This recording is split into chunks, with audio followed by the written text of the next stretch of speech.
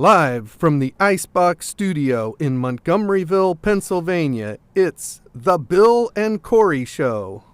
I'm Bill. And I'm Corey. Welcome back. Another live edition of Bill and Corey Show.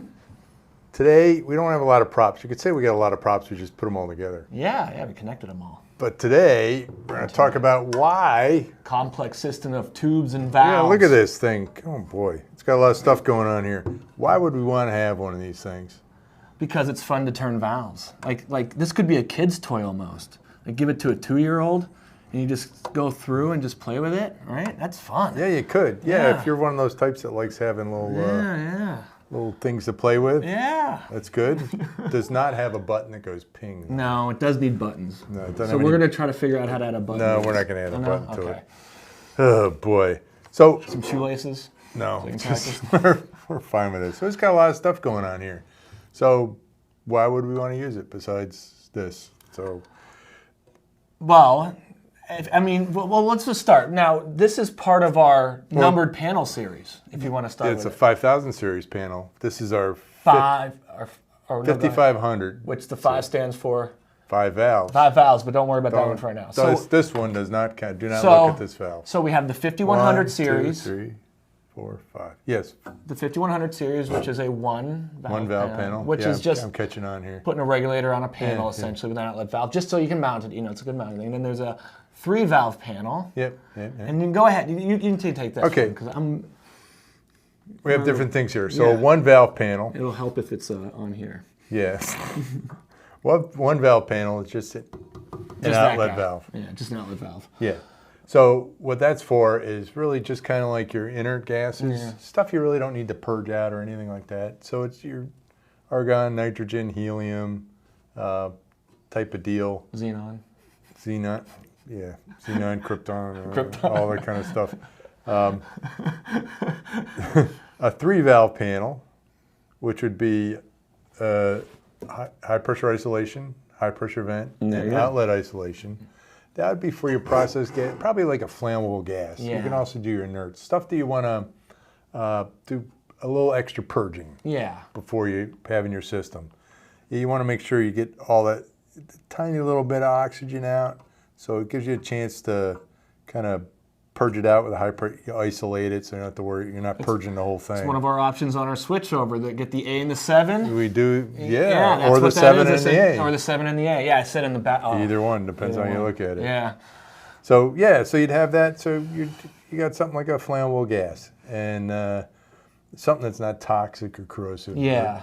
Or it'd be like, I just need to purge out that little bit of oxygen that's going to be in there. Yeah. Now your 1 valve and your 3 valve panels will have a pigtail on here, typically a flex hose. A flex hose, yeah, not a pigtail. And it'll have that's what they call it, I know. a flex hose, and there'll be a CGA with integral check valve on there. So it's locking, so you're not going to get a lot of oxygen coming in there. But you want to purge it, if you like, got to get everything out, then you'd want a 3 valve panel for that thing. Now you get into going up the grade for nastiness. For 5 panel. 5 valve panel. And why would we need a 5 panel? This is another option on our switchover a little bit. We have a cross purge. So we talked about this for our cross purge thing. Yes. So this is for toxic and corrosive gases. Stuff that's like, hey, when I'm changing out a cylinder, I don't want to have that toxic gas come out. Hydrophobic gases. You know, I'm against phobias of all kinds, but you know, hydrophobic. The gases, they're different. Gases, you know. That's why we keep them in cylinders.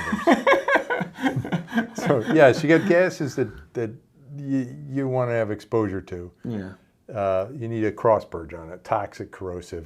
That's the best way to go. Keeps moisture out of your system too. Yeah. Keeps air out of your system. That's a hydrophobic joke. So this is your. Okay. So you got your 3 valves. So that's your cross purge right here. It doesn't really look like 2, 3, and then we add 2 more. Yeah, they toss in an extra one. This is nice for purging. The high pressure vent, low pressure vent valve. So if you're purging, this is all purged out, and it's like, I really want to purge out a little bit more. Yeah, get the outlet a little bit. Yeah, get this, or if you got the line downstream, it's like, I really want to purge that whole line. Yeah, you can purge so it's going to your it. instrument. Yeah. So you got the low pressure end of things, so you can isolate this, open this up, and it purges out. Yeah, so this is just like our cross purge on this end. And this is like, yeah, I can do some extra purging here. This is kind of nice. And there's another thing, and the only reason why I mentioned the pigtail thing is typically for this type of panel, you have the tube pigtail. Oh, you have a rigid pigtail. That's it, rigid pigtail. Because you're worried about... yes. And so that's why I wanted to mention the pigtail versus a flex hose. A flex hose, it's convoluted, so there's a lot of nooks and crannies. Very confusing. And I'm just... So, the rigid pigtail is the way to go, and it's easier, and for purging, it's a smoother surface. Yes. So when you're purging out with when you're trying to purge out, it's nice to have that smooth 1/4-inch tubing, stainless steel tubing, so you can easily purge things out. If you got the convoluted hoses, then when you're purging out, some of that gas might be kind of trapped in there a little bit. Yeah, the gas is just harder kind to dry out. It's harder to get rid of. Some gas is slower than others coming out. So you got some gas that's actually working on an email or something like that and forgets to come out when it's purged. So wait, I feel like that's a... Okay. Anyways, we'll get into... I feel attacked. So for the cross purge thing, this is your purge gas inlet. Yes. So typically... And it says purge... Oh, look at that. Purge check valve. Purge check valve. It could say in that. I thought. Yeah, it says purge check valve because that's what that is. Yes. So... Yeah, we do have the nice, the nice... it's nicely wording stenciled. on there, stencil, yeah. Yeah, it's all stenciled in there. Tell you what everything is. And we mess it up, put a sticker there. That just show you it's got a purge gas orifice. So it's an orifice, so it's a little tiny hole in there. It's funny, it looks like, it doesn't, you don't see anything. It's part of the compression fitting. There's an orifice in there. So what that does is when you're purging gas, you don't have to worry about like blowing. You're going to be going like 50 to 100 PSI kind of gas coming in, and you don't have to worry about just draining your cylinder because you opened the valve. So you're going to get a slight purge when you open that valve coming through there. So you can purge out your line, you can purge out this, you want to purge out this area mainly or purge through. So that's that. So most people use nitrogen, some use argon, some even use helium. It really depends on. And the reason why we're talking about this panel is because of the one nasty. There's a fluorine mixture that needed it for this, a 679 CG. Oh so yeah. There's certain CGAs. I don't. Well, with the fluorine, we're limited to 5% when you have a cross purge. When you have a cross purge, so that's another thing to think about. Because it's. So, and then obviously if you've been counting at home, the valves up on the thing, you probably noticed. This is number 6. A 6 valve. Still a 5-valve panel. I don't know why we didn't call it a 6-valve panel. I wasn't aund for the name. I know, it just seemed logical, but it wasn't an odd number. It's like 1, 3, and 5. If we could get to 7, we got to. There's not enough room for 7. We got to get to 7. Well, we could get into that. So this is a. You want to zoom in on that? Let's do some zooming in stuff. Yeah, this is the Venturi that we have here, and it operates on it's like down a little bit down. Oh, down a little bit. Yeah, okay, it's like a Bernoulli thing. So you have nitrogen flowing through here, and the nitrogen. Wait, flows. is it a Venturi or Bernoulli thing? It's Venturi's a Bernoulli thing. Did Venturi steal Bernoulli's idea? Okay. Anyways, there'll be another show. So you have nitrogen flowing here, and you go through an orifice. Battle of the E's. Pressure drops when you're going through an orifice. And what happens? Or a restriction. Yes. So it creates a vacuum. So you do it right, you have a flow of nitrogen through here, and it creates a little, this is tied in here, and so it creates a vacuum. So you get an extra suction. It's like having like a vacuum pump. Yeah. It's like, I really want to get a deep, deep purge. Yeah. This is going to do it. So it puts a negative pressure on the line. Yeah, negative pressure on the line helps really suck everything out of it. And just through mechanical means too. It's not like you have to put a compressor on it or anything. Or pump. Pump. Yeah, no pumps to worry about. You don't have to worry about electrical. Yeah. It's just done by, just like our switchover is magically done. Switches by pressure. This magically. Yeah, it's magic there. And then, of course, you're only going to run the Venturi when you need it. You don't run it all the time because you're going to drain your cylinder. So that's that. And we have, you could, zoom back out, I guess. Oh, yeah. There we go. We're getting bad sun. Wow, yeah, it's washing me out, I feel like. Well, we got to work on that. Or I got to get some blush. I don't do makeup. Okay, this is all natural. Yeah, check valves here. Because you don't want to accidentally mix peanut butter with your chocolate. No, you don't. You don't want the corrosive gas going back into your purge gas. Yeah, the check valves. Now, we don't count the check valves. I want to be clear. Check valves don't count Only as a the valve. manual valves count in the thing unless it's Venturi. Then that one doesn't count. Yeah, because we'd have to. There would be. the Venturi It could be. It could actually be a 10 valve panel because we have a check valve here, a check valve on the purge gas inlet. We got a check valve on the Venturi inlet. Yeah, we do. We got the two right here.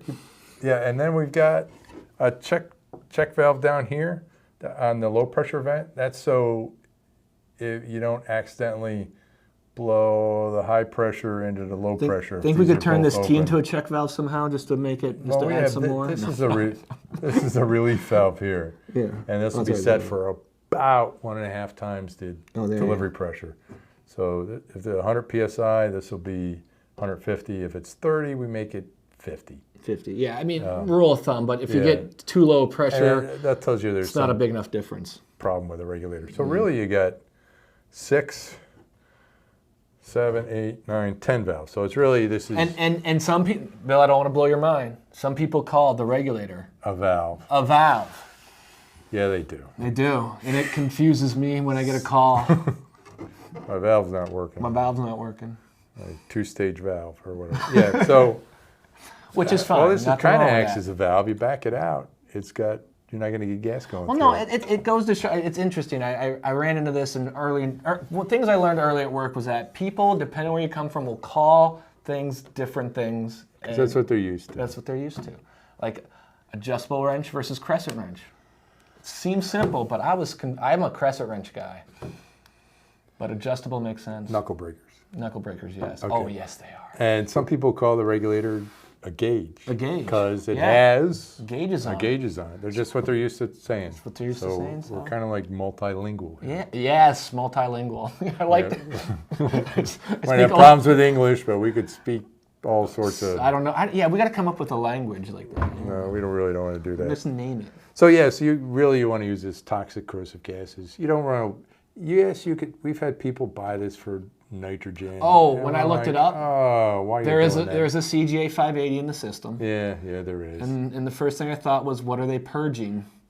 With? But I don't know. Some people like to have that extra purge. Well, cross purge is nice because you have...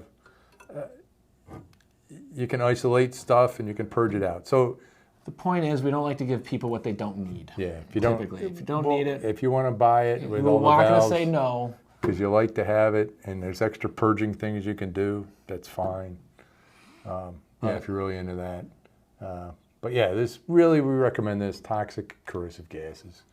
This regulator has a tied diaphragm, which helps out with corrosive gases, gives you a more positive seal. So if you get a little gunk on your regulator seat, it'll help seal it up nice. Yes. And so, if you want to, previous Bill and Corey episodes, we have done longer stuff on the regulator. Longer stuff on tied diaphragm regulators. So a lot of times people buy these and put them in cabinets because you're going to have it for a nasty gas. Yeah, so the cabinet's an extra. This helps. That doesn't count as a number of valves, though. No, it doesn't. It doesn't. But this helps make your system safer with the cross purge and all that stuff. And then in cabinet, it also increases the safety by enclosing it in there as well. Obviously, with a corrosive or toxic gas, you need to have ventilation. Yeah, vent to safe location, always. Yeah, in case there's a little leak. Yeah, you don't want, And then, of course, we can make this even add another valve to it, put an emergency shutoff valve on here. Oh, yeah, the ESO. Then it can get up to, there's your 7 valves. There's your 7 valves. Or it can be 11 valves, depending on what you count. Or 12, if you count the regulator. Oh, boy. Hope we didn't confuse you. This is a 5-valve panel. Don't look at this this valve here.